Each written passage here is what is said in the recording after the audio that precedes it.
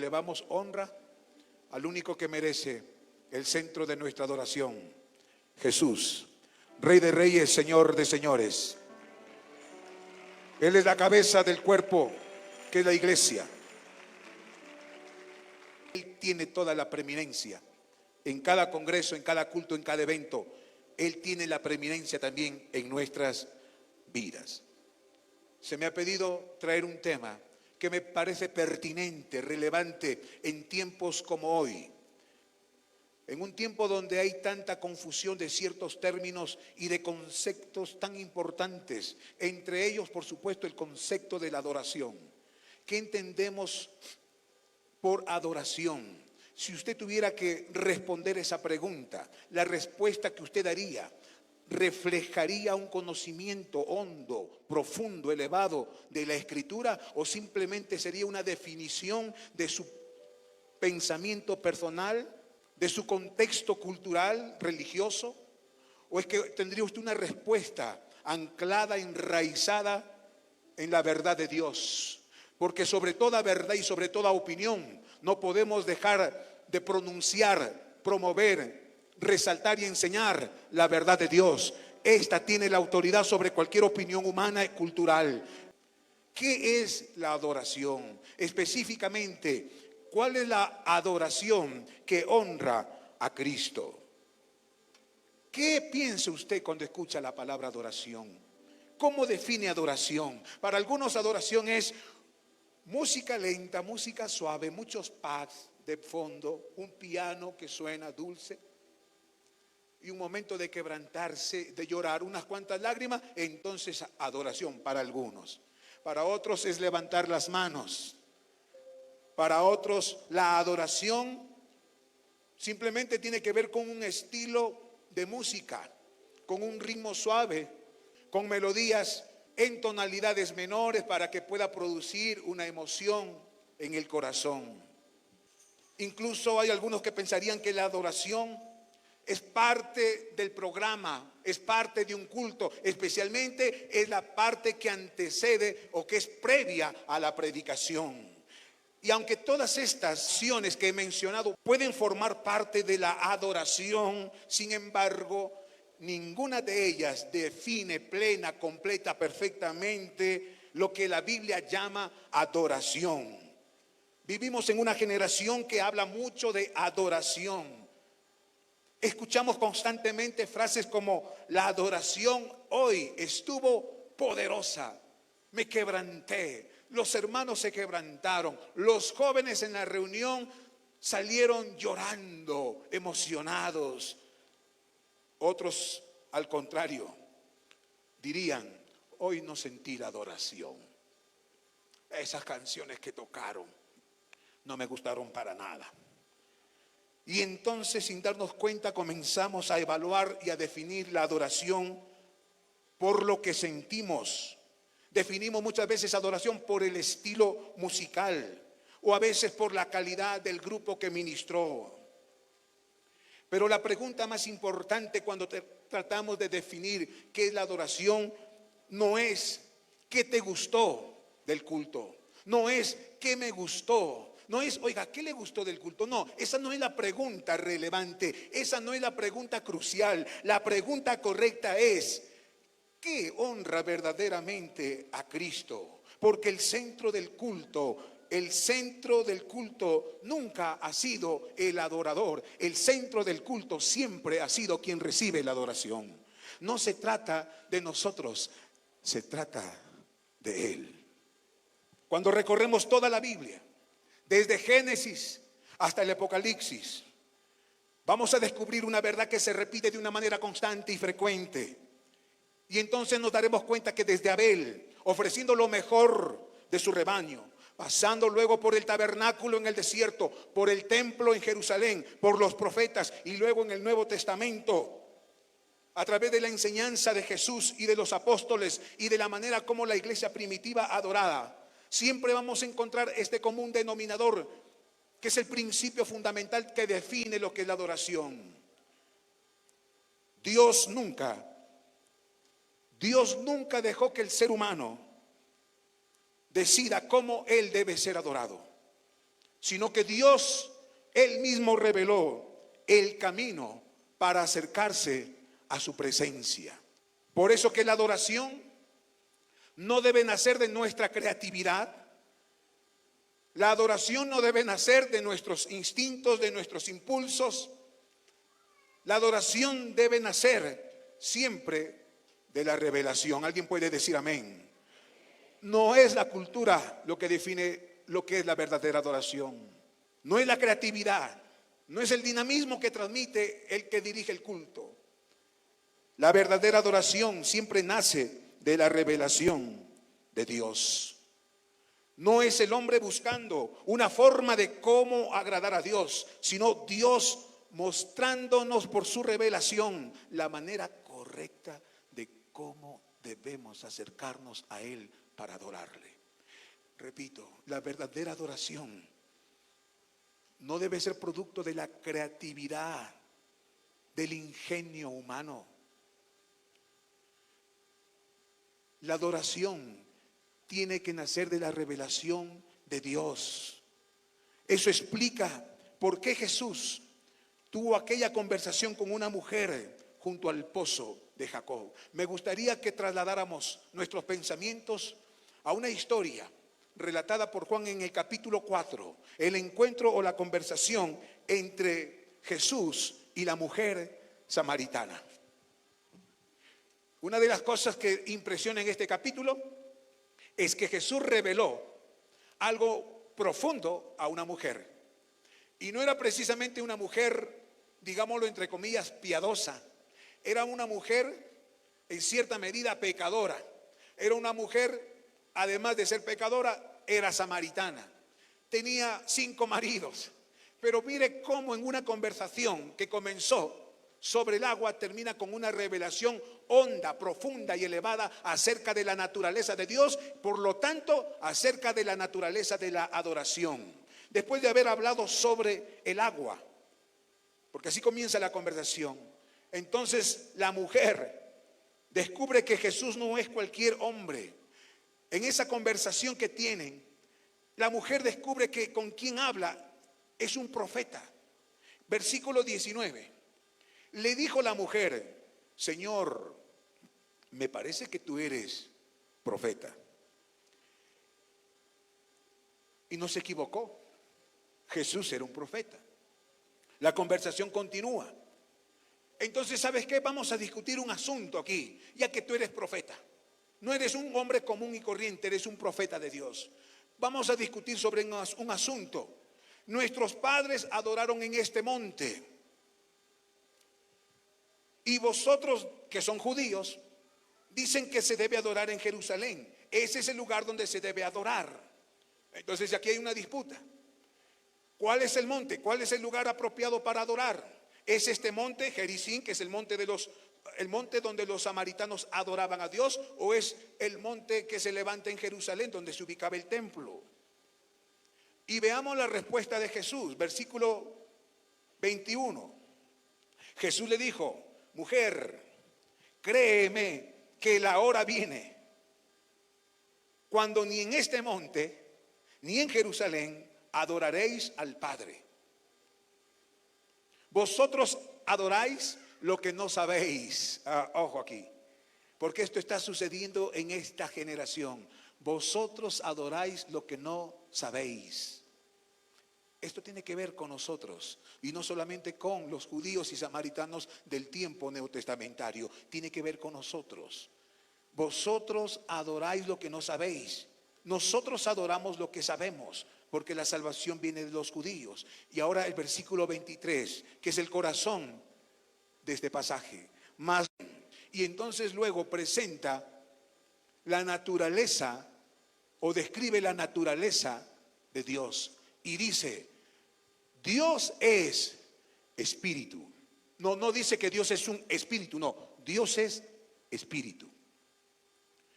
Como ese espíritu no tiene cuerpo, es un ser incorpóreo. Trasciende el tiempo y trasciende el espacio. Es espíritu. Lo primero que tenemos que entender para que comprendamos lo que es verdaderamente una adoración que honra a Cristo es comprender o saber por la revelación quién es Dios. Porque si usted no conoce quién es Dios, entonces ¿a qué Dios está adorando?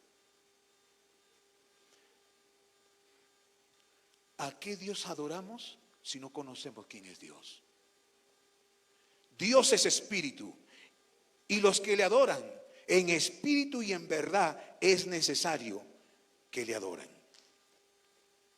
¿Qué conversación tiene Jesús con una mujer? Una mujer común y corriente, una mujer a quien Jesús le reveló una profunda connotación, enseñanza teológica acerca de Dios y de la adoración. Así que cuando de adoración se trata, Juan 4 no puede pasar por alto. Juan 4, 23, 24 son, creo, los versículos emblemáticos que nos ayudan a definir la verdadera adoración.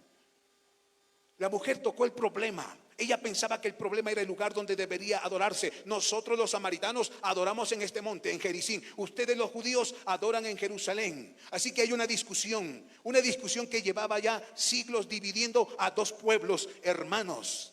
Jesús responde de una manera sorprendente. Él no discute, Él no entra a discusión sobre montes o templos. No discute sobre recintos religiosos. Él lleva la conversación a un nivel mucho más profundo. Y entonces plantea lo siguiente: mira, mujer, y miren ustedes también, y mirémonos todos. El problema no es el lugar donde adoras. Dile eso a la persona que está a tu costado. El problema no es el lugar donde adoras. De nuevo, el problema no es el lugar donde adoras. El verdadero problema es si realmente conoces al Dios a quien adoras. De nuevo, el problema no es el lugar donde adoras. El problema es si realmente conoces al Dios que tú dices que adoras. Ese es el problema de esta generación. Tiene música, tiene artistas, tiene pantalla, pero es muy probable que algunos no conozcan a Dios. Yo no sé si le va a gustar el sermón, pero no es problema mío, eso es un problema entre usted y Dios, porque usted quiere adorar realmente como la Biblia manda o como la Biblia enseña, y para eso necesitamos abrir la Biblia. Repito, si vamos a definir el concepto de lo que es adoración, tenemos que ir a la revelación, tenemos que ir a la palabra. Creemos que la palabra de Dios es la autoridad suprema, es la normativa elevada que tenemos los cristianos por sobre cualquier opinión humana. Entonces, siempre que buscamos respuestas a conceptos tan importantes, en este caso como la adoración, vamos a la palabra. Y nadie habló mejor sobre la adoración que nuestro Señor Jesús, y planteó el problema de aquel tiempo y sigue siendo el problema de esta generación. El problema no es el lugar, el problema es si realmente conoces al Dios a quien estás adorando. Esa es la lección. ¿Lo conoces? No, pero yo canto. No, ¿lo conoces? No, pero yo me quebranto. No te pregunté eso. ¿Lo conoces? ¿Conoces al Dios que adoras? ¿Conoces al Dios a quien tributas tus cantos, tus canciones? Entonces Jesús declaró una de las declaraciones más extraordinarias de toda la Escritura. El Padre busca adoradores. Dile eso a la persona que está a tu costado. El Padre busca adoradores. Y en este congreso el Padre sigue buscando adoradores. Y en cada rincón de este auditorio Él está buscando si hay realmente verdaderos adoradores. Esa declaración es una declaración extraordinaria en los labios de Jesús. Es impresionante. Porque la Biblia nunca dice que Dios está buscando templos, o que está buscando edificios, o que está buscando plataformas, o que está buscando adoradores, o que está buscando a gente que está llena de talento musical. La Biblia dice que el Padre busca adoradores. Músicos hay por montón, pero adoradores todavía hay pocos. No tengo nada contra los músicos de aquí, son mis amigos. No tiene que ver esto con ellos. No tiene que ver con ellos. No tiene que ver con ellos solamente. También tiene que ver con usted, porque a usted también le entra la chiripiolca y llora y se quebranta. En el congreso y en el retiro, aleluya, alabado sea el Señor, me gocé en el Señor. Se va del congreso y sigue siendo la misma persona chismosa. Sigue siendo la misma persona desobediente en casa. no refleja lo que su canto decía en el momento de adoración. ¿Te das cuenta que no se trata de músicos solamente? Se trata de la congregación. Y tú y yo somos parte de la congregación. Una congregación que está en lo posible tratando de alabar, de adorar. Pero para adorar y alabar, escuche, lo que necesitamos saber primero es si realmente conocemos al Dios a quien adoramos. Porque lo peor o lo trágico que pueda sucedernos es que estemos adorando al Dios que no conocemos. Y cuando pretendemos adorar al Dios que no conocemos, entonces somos nosotros los que establecemos los parámetros de cómo adorar y ya no es Dios. Pero cuando conocemos quién es Dios, entendemos que es Él quien determina cómo tenemos que adorar. ¿Alguien puede decir amén? ¿Alguien puede decir amén? ¿O alguien puede decir amén? Muy bien. Yo quiero que usted aprenda. Porque si usted aprende, entonces usted puede vivir la vida cristiana.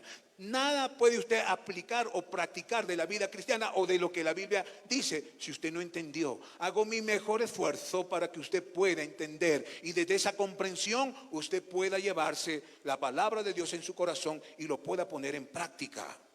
Repito, la Biblia no dice que Dios busca edificios.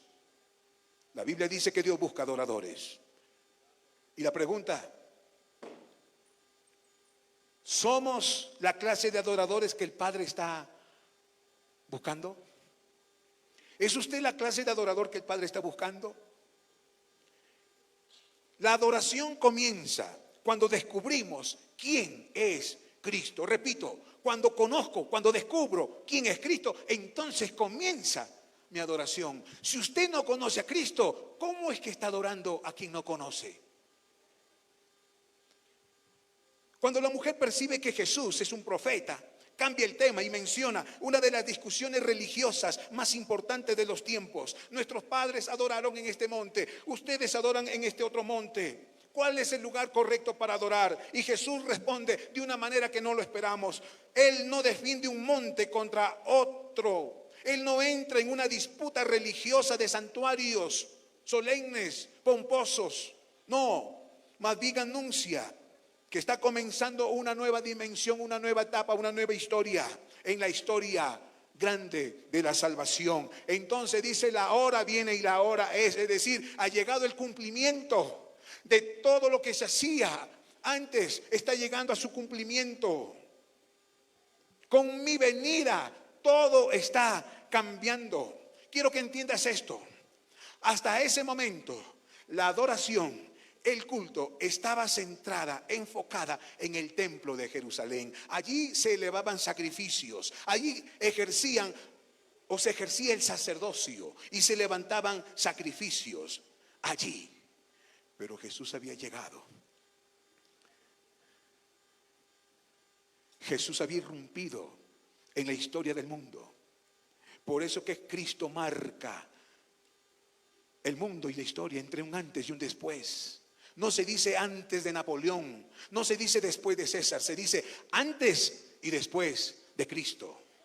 Cristo marcó la historia, dividió la historia entre el antes y después. Y lo que le está diciendo a la mujer samaritana es: ha llegado la hora viene, la hora es. Esto está cambiando. Ese culto que estaba centrado en el templo, los sacrificios, los altares, todo ello es sombra de lo que había de venir, de lo que está aconteciendo ahora. Ahora, quiero que entiendas una cosa, mujer. Delante de ti y delante de todos, a partir de ese momento, el cumplimiento de aquello que el Antiguo Testamento predecía a manera de sombra, comenzaba a encontrar un cumplimiento pleno, perfecto, en la persona de Jesucristo. Porque el verdadero templo ya no sería un edificio de piedra o de mármol. La verdadera ofrenda en el altar ya no sería un cordero de la manada. El verdadero templo no sería un edificio, sería una persona, la persona de Jesucristo. Y la ofrenda en el altar sería Cristo, el Cordero de Dios que quita el pecado del mundo. Por eso que el centro de la adoración no más es un lugar geográfico. El centro de adoración es una persona, es Jesucristo. Jóvenes, adolescentes, líderes, entendamos todos juntos esto. Muchas veces nosotros simplemente reducimos adoración a cantos, y muchos conocen decenas de canciones cristianas y conocen a artistas cristianos. La pregunta sigue siendo y sigue flotando en el ambiente, pero ¿realmente conocen a Cristo? Porque una cosa es conocer a un artista, a un salmista, una cosa es conocer y cantar una canción, y otra cosa es conocer realmente quién es Jesucristo. Podemos conocer artistas, podemos conocer letras, conocer conferencistas, pero cuidado con conocer poco al Señor, de quien decimos le adoramos. Porque nadie puede adorar profundamente, nadie puede adorar elevadamente, profundamente, a quien simplemente lo conoce de manera superficial. De modo que la profundidad de nuestra adoración siempre, pero siempre está relacionada con la profundidad de nuestro conocimiento a Cristo, de tal manera que quienes tocamos un instrumento y dirigimos los cantos para Cristo, hemos de estar conociendo a Cristo cada día en nuestra vida. Y si queremos una iglesia en donde la congregación se convierta en un grupo de verdaderos adoradores, tienes que entender entonces que tienes que conocer más a Cristo. Esto significa que no simplemente te has quedado en la etapa inicial de la conversión, sino que cada día de tu vida estás experimentando a Cristo en tu vida diaria, estás cambiando, estás moldeando tu vida a la luz de la palabra y a la imagen de Jesucristo. Entonces entiendes lo que significa la adoración.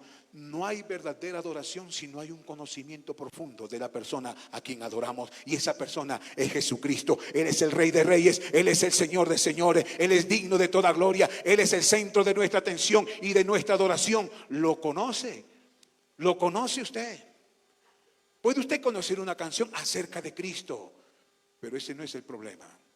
El problema es si usted realmente conoce a Cristo, porque mientras más comprendemos quién es Él, más espontánea, más reverente, más apasionada será nuestra adoración. Cuando descubrimos que Cristo es el Verbo encarnado, cuando descubrimos que Cristo es el Eterno, cuando entendemos que Cristo dejó su gloria, cruzó la inmensidad y vino a habitar entre nosotros pecadores, cuando entendemos la obra salvífica y redentora en la cruz, cuando entendemos que nosotros deberíamos morir en la cruz, pero que en nuestro lugar murió Jesucristo, y que todo lo que hemos recibido es por el favor y por la gracia de Él, que somos justificados por la fe en Cristo, que somos sentados en lugares celestiales por Jesucristo, que nuestra vida ha sido cambiada por el poder de Cristo. Entonces entendemos que Él es el centro de nuestra atención y de nuestra adoración. Todo se reduce a Cristo. Si nuestro conocimiento de Cristo comienza a mejorar, de seguro que nuestra adoración también lo hará. No adoramos para impresionar a Dios, no adoramos para ganarnos el favor de Dios, no adoramos porque una canción nos emocionó. Adoramos porque Cristo nos amó primero. Adoramos porque Cristo tomó nuestro lugar en la cruz. Adoramos porque todo lo que tenemos lo hemos recibido, no por méritos propios, sino por los méritos de nuestro Señor Jesucristo. Todo apunta a Cristo. El centro de la Escritura es Cristo.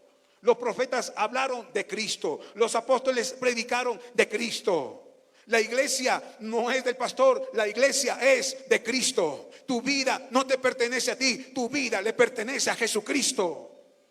Eso es lo que tenemos que entender, porque cuando no entendemos esas verdades, entonces ¿cómo puede fluir una verdadera adoración? Buscamos adoración auténtica. Bueno, entendamos que toda adoración auténtica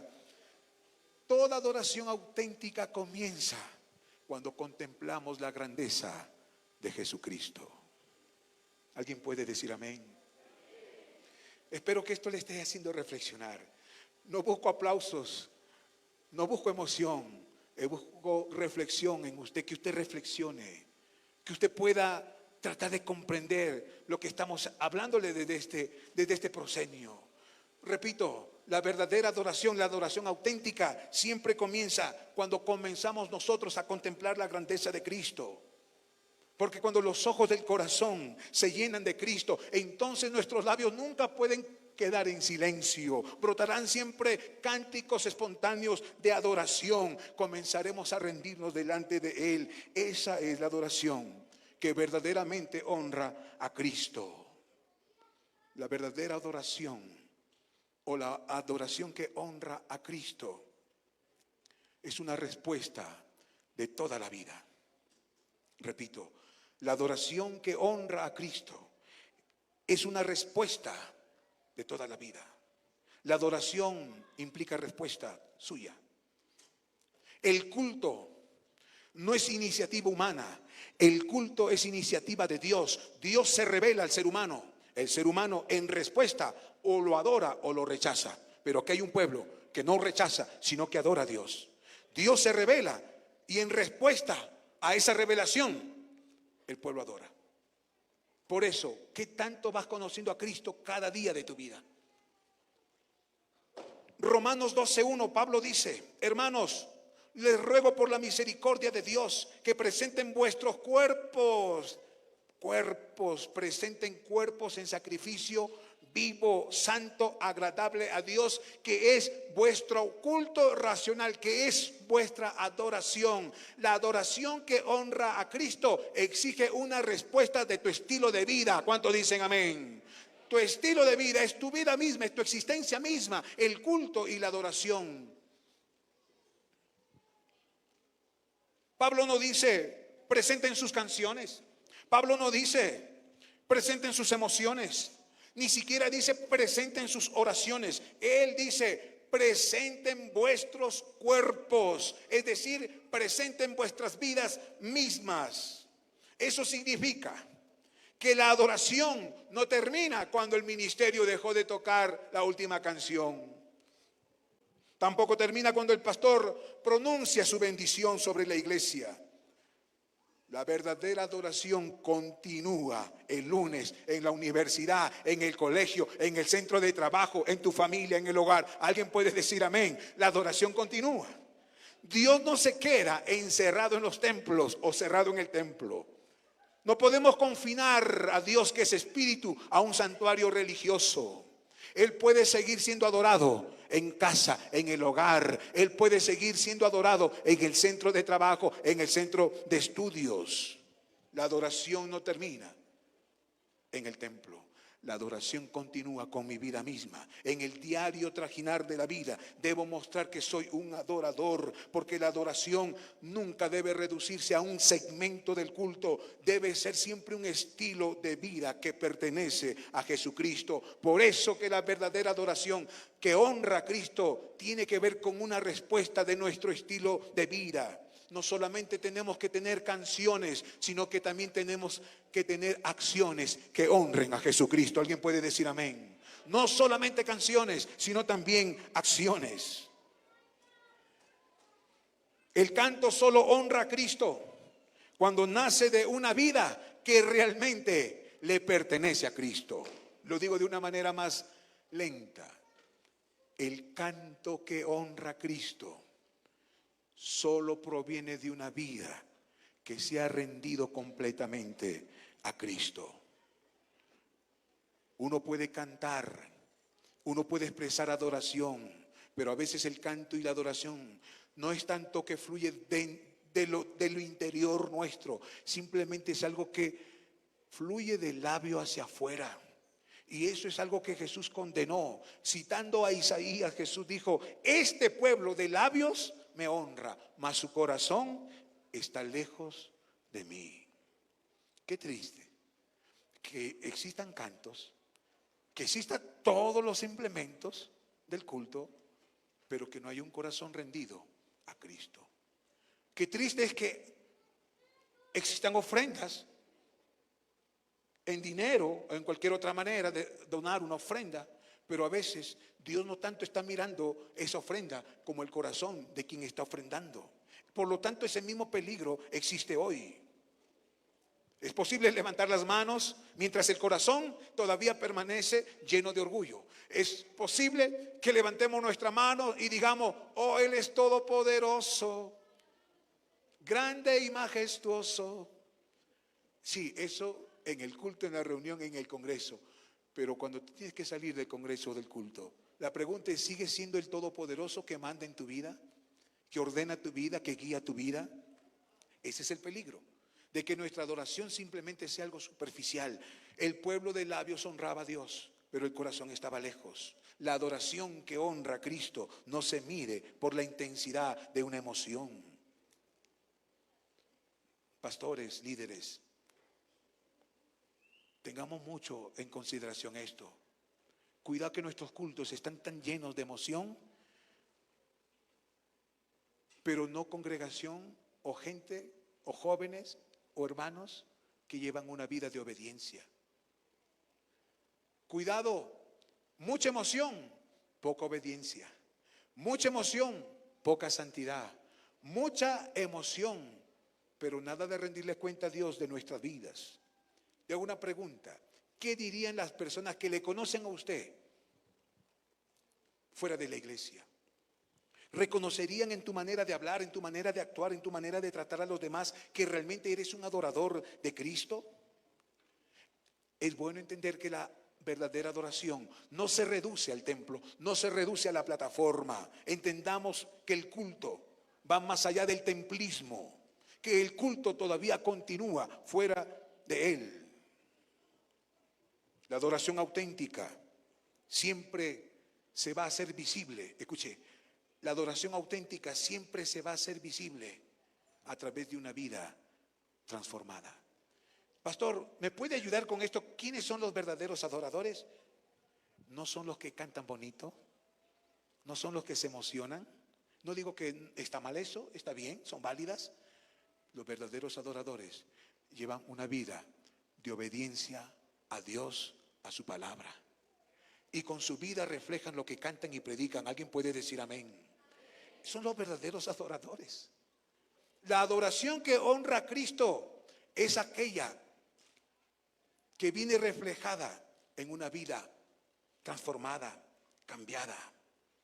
Cuando comprendemos las misericordias de Dios reveladas en la cruz, la única respuesta coherente es entregar nuestra vida por completo al Señor. Una vez más, el culto y la adoración es una respuesta del pueblo que conoce al Señor y al Dios a quien adora.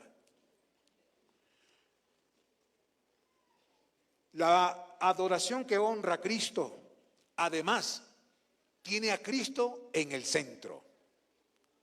Y ese es un desafío muy grande que enfrentamos la iglesia actual. Cuidado que desplacemos a Cristo del centro de la adoración. La verdadera adoración nunca va a girar alrededor de nuestros gustos, tampoco alrededor de nuestras emociones. La verdadera adoración, la adoración que honra a Cristo, siempre va a girar alrededor de la gloria de Cristo. No se trata de quienes brillamos en este altar, no se trata del conferencista, no se trata del expositor, no se trata del pastor, no se trata de los músicos. El culto siempre se centra, se enfoca en Cristo. La gloria siempre es para Cristo. La honra siempre es para Cristo. Porque una adoración que honra a Cristo siempre tiene a Cristo en el centro. Colosenses capítulo 1, versículos 17 y 18. Qué interesante la manera como Pablo habla de Cristo y dice que Cristo es antes de todas las cosas y que todas las cosas subsisten en Él.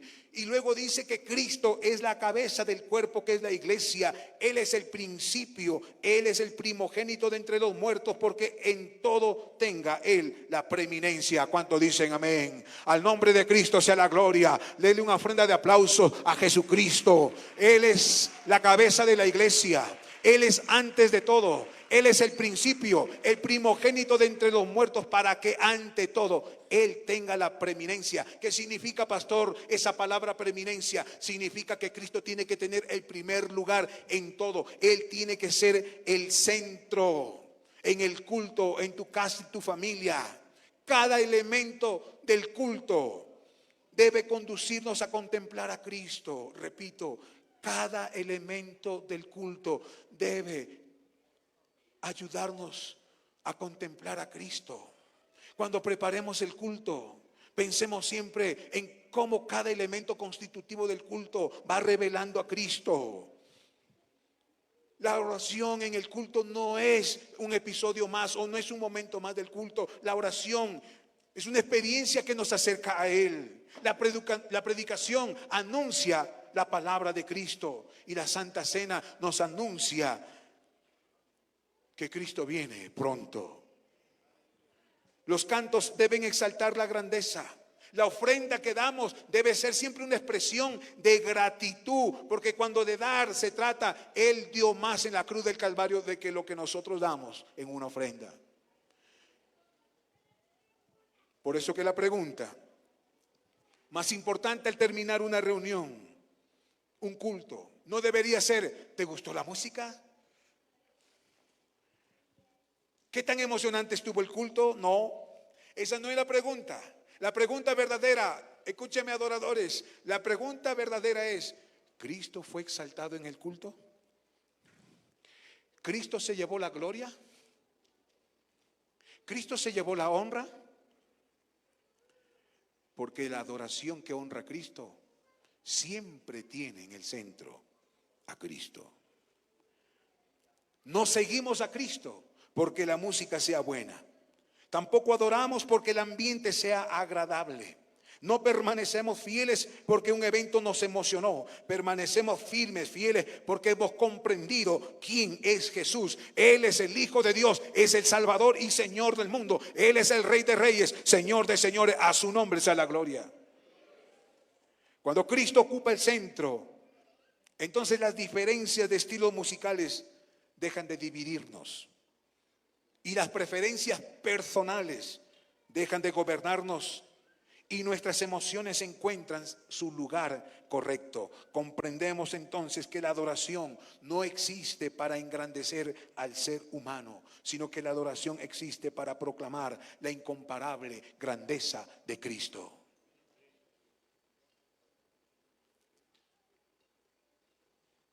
Sería una tragedia fatal que después de este congreso usted vaya hablando más del conferencista, de la banda, de los talleres y no de Cristo. Usted vino a tener un encuentro con Cristo. Él lo resume y lo reduce todo en este congreso. Si Él no está presente, si Él no es glorificado, entonces todo esto no tiene sentido. Esto, para que tenga sentido, todo este sistema de monitoreo, todos los teclados, los monitores, los instrumentistas, la pantalla que tenemos aquí, el auditorio, todo esto tiene sentido si todo esto es ofrecido para la gloria del más grande, de Jesucristo. Todo eso tiene sentido. Pero si Cristo no está en el centro, todo esto deja de perder significado. Y el último punto de esta plenaria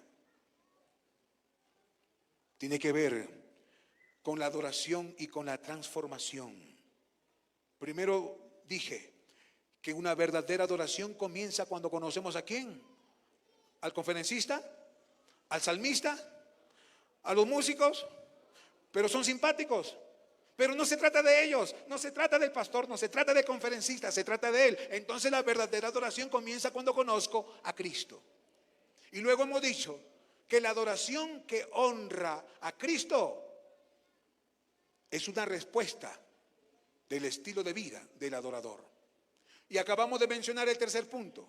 La adoración que honra a Cristo siempre tiene en el centro a Cristo. Y por último, la adoración que honra a Cristo es la adoración que produce emoción, no, transformación. Pastores, líderes de alabanza, líderes de música, tanteen siempre si los que cantan, los que adoran, los que derraman lágrimas en el altar, sus vidas están siendo transformadas. Porque la verdadera adoración no solo produce emoción, va más allá, produce transformación. Toda adoración auténtica siempre deja una huella visible en la vida del creyente. Cuando una persona tiene un encuentro con Dios, esto es algo importante. El culto es un encuentro con Dios, no es un encuentro con tu enamorado, ni con tu enamorada. No es tu encuentro con el artista de la plataforma. Un culto es un encuentro con Dios. Y cuando uno tiene un encuentro con Dios, no puede salir igual. ¿Alguien puede decir amén? Nadie quien tuvo un encuentro auténtico con Dios en la persona de Cristo salió igual. Toda persona que tuvo un encuentro con Dios y con Cristo nunca salió igual. Salió cambiado, salió transformado, porque eso es lo que produce un verdadero encuentro con Dios en una verdadera, auténtica y genuina adoración. Transformación. De manera que cada encuentro con Dios, con la presencia misma de Cristo, no solo tiene que conmover nuestras emociones, tiene que transformar también nuestro corazón. Tiene que haber renovación de la mente, cambiar nuestra manera de vivir.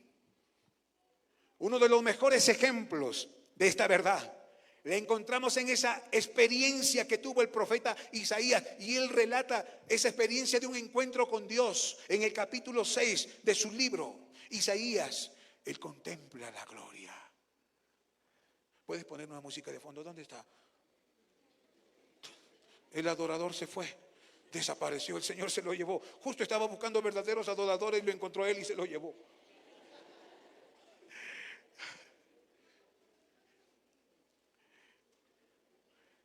Isaías está en el templo y va contemplando la gloria del Señor. Contempla al Señor sentado en un trono alto y sublime. Me gustaría que eso fuera. ¿Quién está? ¿Sí está en el tecladista? Dale, chico. A ver, vamos, dale, coloca el acorde. Con un pack de fondo. Quiero que te imagines esto. Isaías en el templo contemplando la gloria del Señor. ¿Qué sonido colocarías? Tiene que ser algo suntuoso, algo solemne, algo que refleje santidad.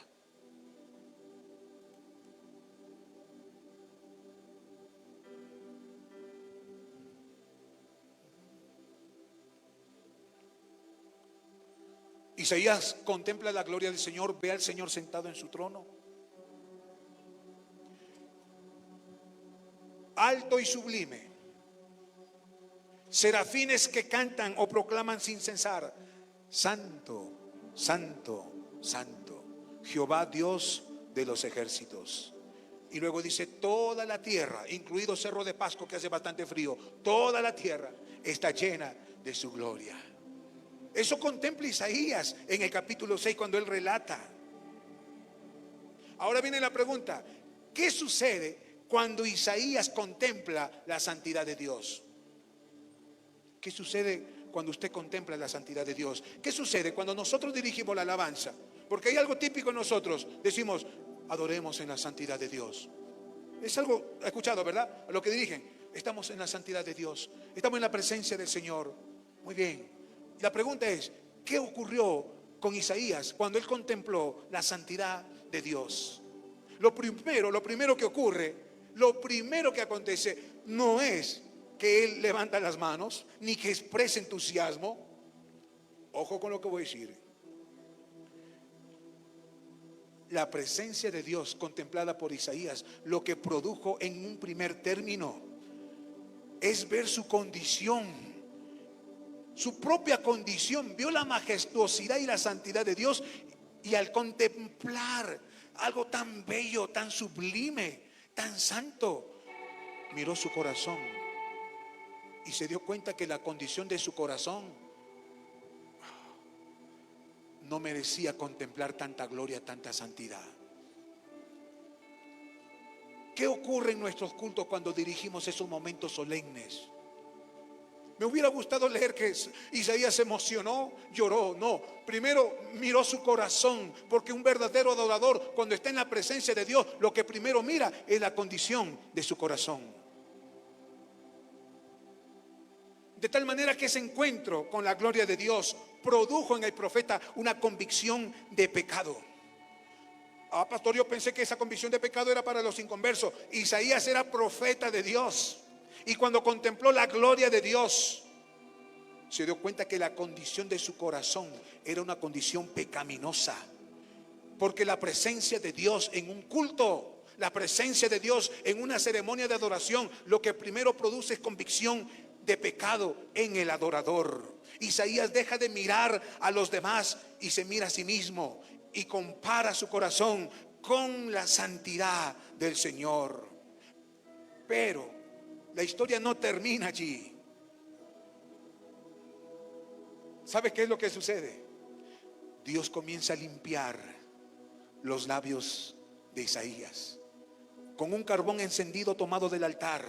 Entonces hay perdón, hay restauración, comienza a darse la gracia. Y después de experimentar esa restauración, Isaías escucha la voz del Señor, porque cuando hay adoración genuina, Dios habla. ¿Alguien puede decir amén? Dios habla. Dios habla. Cristo ha sido exaltado, su palabra ha sido predicada, expuesta, y toda palabra presenta a Cristo. Por eso que siempre enseñamos: predique de Cristo, que su predicación, su sermón sea cristocéntrico. Todo apunta a Cristo. Y cuando todo esto sucede en el culto, y como Dios habla, como también Dios habló en ese momento, entonces Isaías escuchó la voz del Señor diciendo: ¿a quién enviaré? ¿A quién enviaré? ¿A quién enviaré? ¿Quién irá por nosotros? ¿Cuál fue la respuesta de Isaías? Usted sabe. ¿Cuál fue la respuesta? Heme aquí, envíame a mí. Pero antes de ser enviado, la condición de su corazón fue limpiado. Usted no puede ser enviado si primero no ha sido limpiado. Usted no puede ministrar a los jóvenes, a los adolescentes, si primero usted no ha pasado tiempo en la presencia de Dios, examinando la condición de su corazón, revelando lo que hay en su corazón y dejando que Dios purifique con carbón encendido del fuego del altar del sublime cielo, donde mora la presencia, o donde Dios mora en su presencia. Vas a ser enviado, vas a ser comisionado, pero antes Dios tiene que purificarte. Heme aquí, envíame a mí, fue la respuesta de Isaías. Sí, pero primero su corazón, o la condición de su corazón, fue cambiada, fue transformada, fue limpiada. Observe la secuencia. Isaías tiene un encuentro con Dios, encuentro con Dios. Y como resultado de ese encuentro, hay transformación, hay limpieza interior, y luego viene la comisión a la misión. Siempre ese tiene que ser el resultado de una verdadera adoración. Adoración, ¿nos encontramos con quién? Con Dios. Adoración, ¿con quién nos encontramos?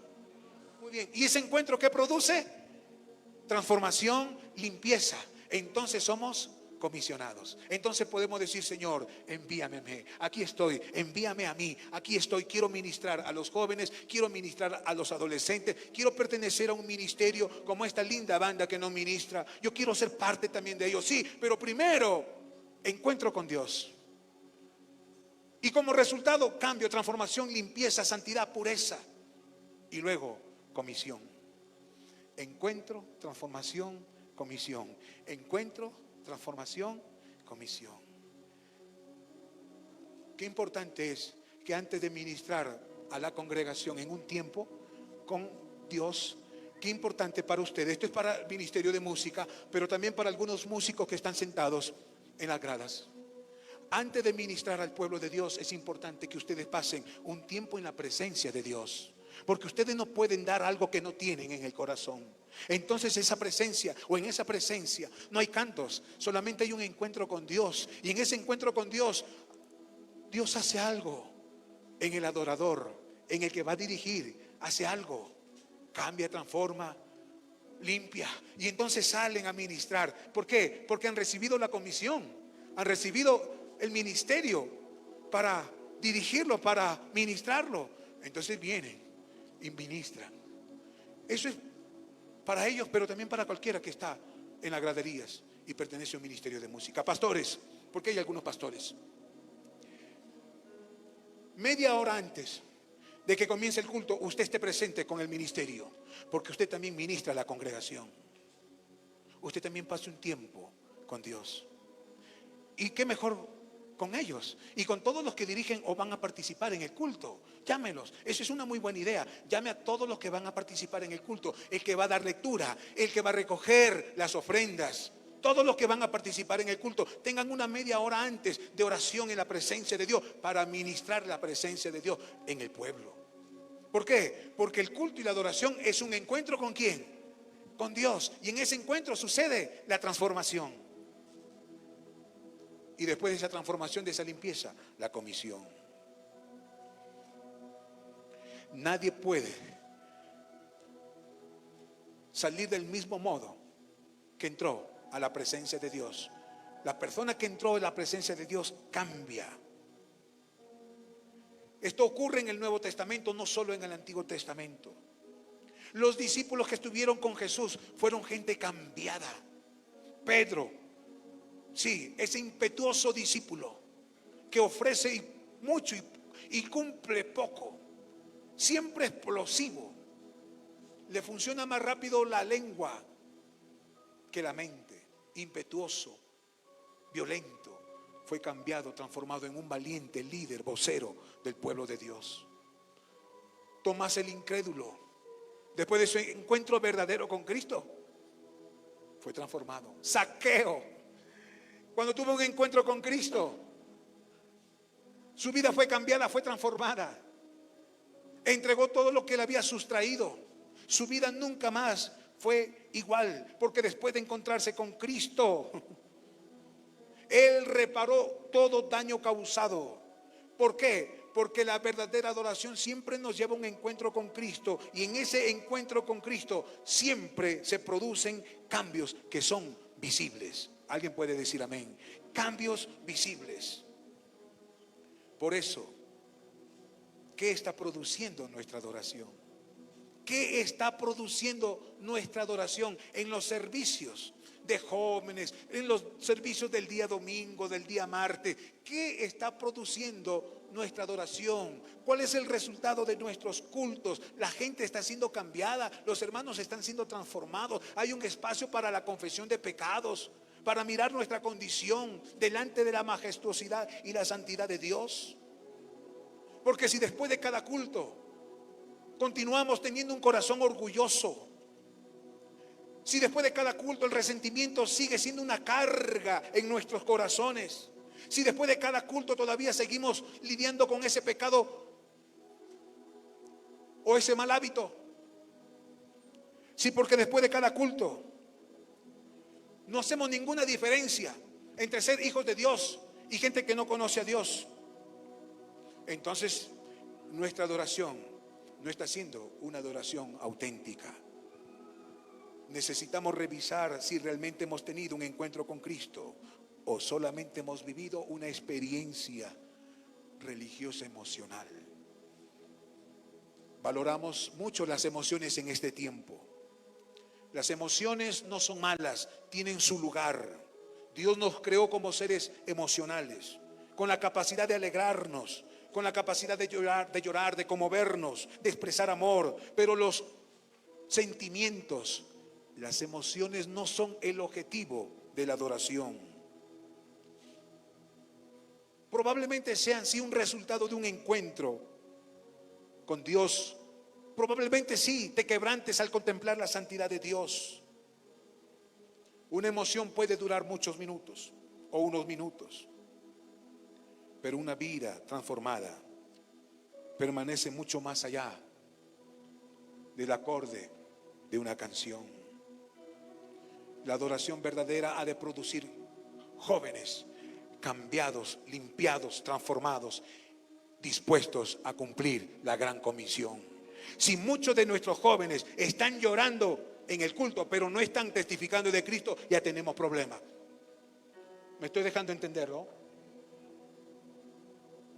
Si hay mucho llanto en el altar, pero no hay predicación en la parada, en el mercado, si no predicas de Cristo, si no le hablas de Cristo a tu compañera, a tu compañero en el colegio, en el centro de estudio o en el centro de trabajo, algo está pasando con tu adoración. Porque quien ha tenido un encuentro con Cristo en una verdadera adoración no puede dejar de hablar de Cristo. Va a estar hablando de Él, va a estar hablando de la palabra de Dios. Su vida va a ser una vida cambiada, transformada, digna de ser llamada una vida para Cristo. Ese es el fruto que Cristo espera encontrar en quienes hoy le están adorando. Vamos a ponernos en pies. Amén.